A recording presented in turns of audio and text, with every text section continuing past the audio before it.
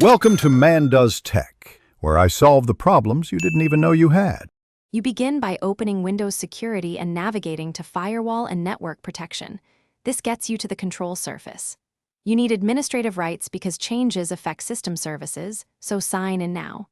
Once there, choose the correct network profile, private for home, public for cafes, because rules apply per profile.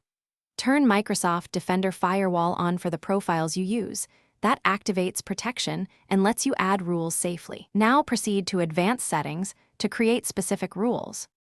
You then open Windows Defender Firewall with Advanced Security to craft precise rules.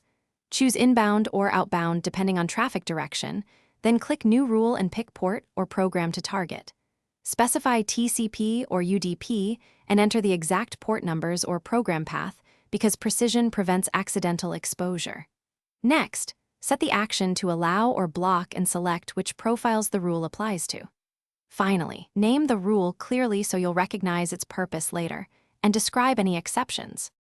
Finish by enabling firewall logging so you can review dropped or allowed connections. This helps verify your changes. Test connectivity using the specific app, a browser, or a simple ping to ensure the new rule behaves as expected. Make sure to test from the correct network profile, since private versus public differ.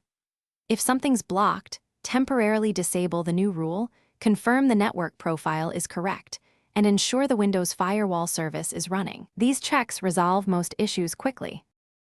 Thanks for watching. If you found this helpful, don't forget to like and subscribe.